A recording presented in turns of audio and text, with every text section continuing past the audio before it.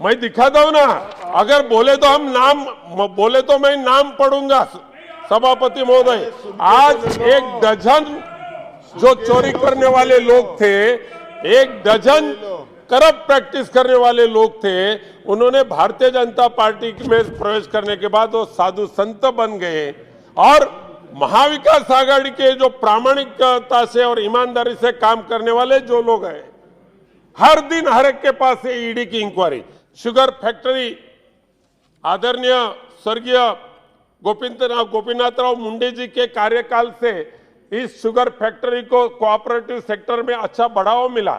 आदरणीय शरद पवार साहब ने अपनी पूरा जीवन इस कोऑपरेटिव सेक्टर को बढ़ावा देने के लिए अर्पित किया। 1 वर्ष हुआ, खोदा पहाड़ और निकला चूहा, कुछ भी नहीं। सुशांत सिंह की खुदकुशी का एक कारण बनाकर बिहार के चुनाव का मकसद हासिल करने का काम इस राजनीति में जब हुआ, तब ऐसे एजेंसी को जो उनको फ्रीडम मिलना चाहिए इंक्वायरी का, उनके कर्तव्य का पालन करने का, सभापति महोदय आज के स्थिति में ऐसा नहीं हो रहा है। आज परिस्थिति ऐसी है, सारे के सारे महाविकास आघाड़ी सरकार के कई मंत्रियों के ऊपर ईडी हर दिन जाती है।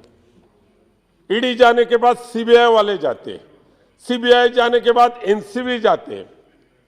महाराष्ट्र के पूर्व गृह मंत्री अनिल देशमुख, उनके खिलाफ इल्जाम लगाया एक पुलिस कमिश्नर ने।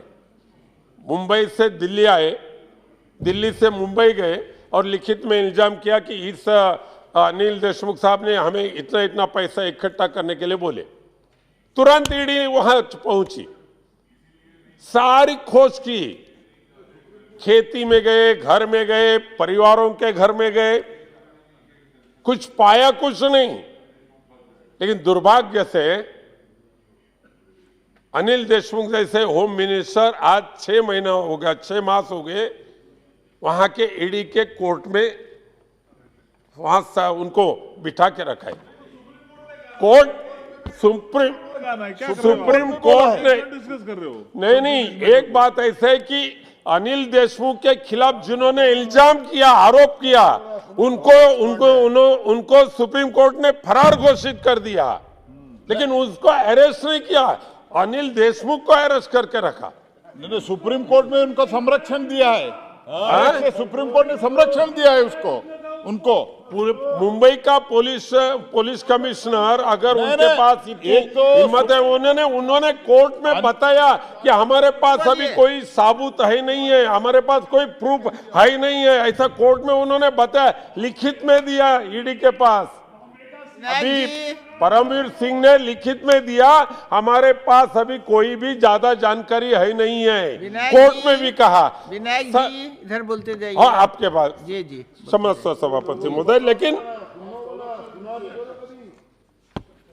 लेकिन सभापति महोदया, एक ठीक है, जो गैरव्यवहार जहां होते हैं, जिन्होंने भ्रष्टाचार की है, जिन्होंने लोगों को लूटकर संपत्ति पाई है, उनके खिलाफ कार्रवाई तो होने की आवश्यकता है, करनी चाहिए। लेकिन जैसे कि अभी हमारे साथियों ने बताया, कल तक जो जिनके ऊपर इल्जाम रहते थे, एक दिन वो भारतीय जनता पार्टी के में जब वो प्रवेश करने के बाद वो साधु बन जाते थे। आज भी दुर्भाग्य से इस केंद्रीय मंत्रिमंडल में कल का जो आरोपी था, वो आज साधु बनकर यहां बैठे है। सभापति महोदय, हमारे महाराष्ट्र के एक राजनीति नेता, विपक्ष दल के एक राजनीति नेता 22,000 करोड़ की वीज चोरी की थी। 22,000 करोड़ की, 22,000 करोड़ की। लगे उसके पीछे सारे एजेंसी। उन्होंने सोचा चलो जाए, दिल्ली में भारतीय जनता पार्टी में शामिल हो गए और संत बन गए, साधु बन गए। कल के चोर आज साधु बन गए। 22,000 करोड़ की चोरी करने वाले। सरकार का नुकसान किया, सरकार नुकसान। मैं दिखाता हूं ना, अगर बोले तो बोले तो मैं नाम पढ़ूंगा। सभापति महोदय, आज 1 डजन जो चोरी करने वाले लोग थे, 1 डजन करप्ट प्रैक्टिस करने वाले लोग थे, उन्होंने भारतीय जनता पार्टी में प्रवेश करने के बाद वो साधु संत बन गए। और महाविकास आघाड़ी के जो प्रामाणिकता से और ईमानदारी से काम करने वाले जो लोग हैं, हर दिन हर एक के पास है ईडी की इंक्वायरी। हम समझ सकते हैं ईडी ने अगर खुद या विजिलेंस ब्रांच ने अगर खुद इंक्वायरी करके उनके पास अगर इंक्वायरी करने के लिए जाते तो हम समझ सकते हैं। लेकिन भारतीय जनता पार्टी का मुंबई का एक नेता बोल देते हैं परसों इनके पास ईडी की रेड हो जाएगी, परसों ईडी वहां जाती है। वो बोल देते हैं अभी ये 6 मास बाहर आने वाले नहीं है, 6 महीना उनको बेल नहीं मिलते। क्या भारतीय जनता पार्टी के मुंबई के एक नेता के कहने पे ईडी का कार्यकाल चल रहा है? सीबीआई उनके माध्यम से काम कर रही है। सारे के सारे मंत्री, अभी परसों भी एक मंत्री 8-8 घंटा बिठा के वहां इंक्वायरी करते, 8-8 घंटा। और दुर्भाग्य से कोरोना के कार्यकाल में इस देश को लूटने वाले कितने लोग परदेश में गए। 1 डजन देश को लूटने वाले जो बड़े बड़े चोर थे वो देश छोड़कर परदेश में जा चुके। उनके पास ईडी नहीं गई, उनके पास सीबीआई नहीं गई। अभी नार्कोटिक्स आ गया। अभी ये एक जोनल ऑफिसर वहां काम कर रहे हैं, जोनल डायरेक्टर, नाम नहीं ले रहा हूं मैं। वो गए एक दिन, शाहरुख खान के जो बेटा है आर्यन खान, नहीं ले रहा हूं, अच्छा ठीक है नहीं लेता हूं, एक अभिनेता के जो बेटा है, तो उसके क्रूज के ऊपर जब उनको रेड की और उनमें कुछ मिला न मिला हमें मालूम नहीं। लेकिन एक बात है सभापति महोदया, जब आर्यन खान केस में 25 करोड़ की मांग की गई, ऐसा मैं नहीं बोल रहा हूं, लेकिन उस केस में जो आई विटनेस रखे थे एनसीबी ने जो आई विटनेस रखे थे, उन्होंने कहा कि आर्यन खान को छोड़ने के लिए 25 करोड़ की मांग एनसीबी के जोनल डायरेक्टर ने की। और उसके आगे भी जाकर उन्होंने बताया, एक प्रभाकर साइल नाम का आई विटनेस, उन्होंने कहा ना आई विटनेस है वो ना, ठीक है छोड़ दो, एक आई विटनेस, नाम निकाल दीजिए। हाँ नाम निकले, आई विटनेस उन्होंने कहा, एक नहीं 2-3 आई विटनेस ने कहा हमारे पास से 25 ब्लैंक पेपर के ऊपर एनसीबी के जोनल ऑफिसर ने जबरदस्ती से सिग्नेचर करके लिया, अगर नहीं सिग्नेचर करे तो आपको जेल में भेजेंगे।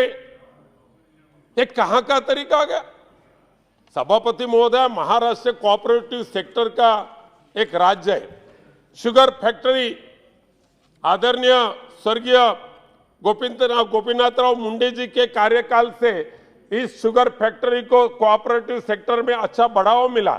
आदरणीय शरद पवार साहब ने अपनी पूरा जीवन इस कोऑपरेटिव सेक्टर को बढ़ावा देने के लिए अर्पित किया।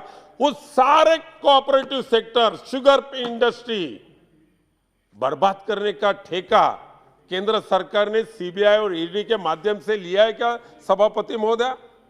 कितने शुगर फैक्ट्री आप बर्बाद करेंगे, कितने कोऑपरेटिव सेक्टर आप बर्बाद करेंगे?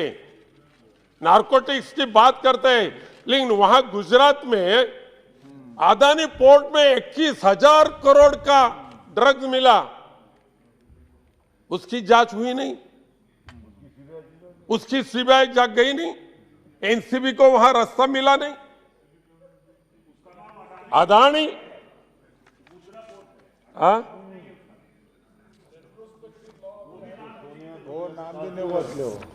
सभापति महोदया, समय खत्म हो गया।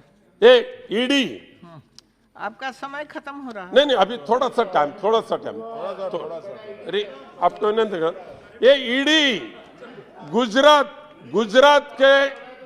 गुजरात में ईडी काम करने वाले ईडी के ऑफिसर कैसा काम करते हैं देखिए।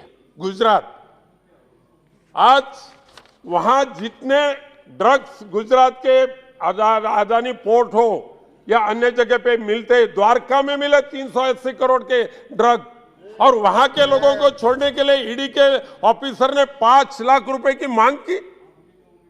ये ईडी के अधिकारी, भारतीय जनता पार्टी ने उनके अपॉइंटमेंट किया ऐसा मैं नहीं बोलूंगा, लेकिन उनको भी इनके ऊपर ध्यान देना चाहिए कि जिनके ऊपर आप विश्वास रखकर महाराष्ट्र के महाविकास आघाड़ी के सरकार को परेशान करने के लिए जा रहे हैं, ऐसे आपके ईडी के अधिकारी गुजरात में जाके लोगों को सताते, लोगों को परेशान करते। इसीलिए पिछले 2 वर्ष में गुजरात से हजारों लोगों ने प्रदेश में जाकर व्यवसाय करना पसंद किया। सभापति महोदय, मैं एक 2 मिनट, लास्ट के 2 मिनट, सभापति महोदय, एनसीबी का आज जिस तरीके से मुंबई और महाराष्ट्र में एक स्वैराचार चल रहा है, उनके ऊपर कोई कंट्रोल है नहीं, मुझे मालूम नहीं, लेकिन वो बदनाम कर रहे केंद्र सरकार का नाम, वो बदनाम कर रहे अमित शाह साहब का नाम, और उनके नाम पे वहां पैसा कमाने का धंधा करने के लिए जो ईडी के लोग गए, एनसीबी के जो लोग गए।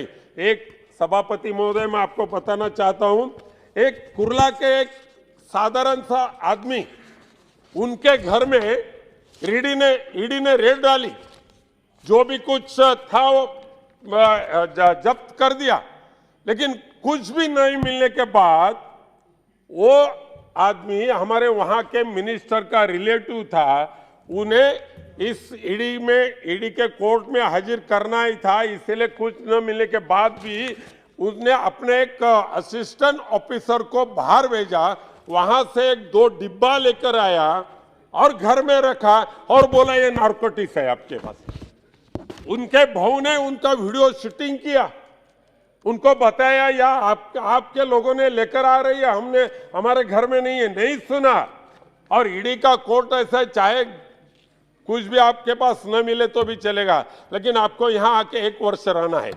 और इसीलिए महाराष्ट्र में जिस तरीके से ईडी, एनसीबी और सीबीआई को वहां को बिठाकर जिस तरीके से लोगों को परेशान करना, कोऑपरेटिव सेक्टर को परेशान करना, शुगर इंडस्ट्री को परेशान करना, और महाविकास आघाड़ी के जो शासन करता है उनको परेशान करना, ये जो काम चले वो रोकने का काम करे, और लोकशाही का जो मकसद है वो सही तरीके से अमल में आना चाहिए।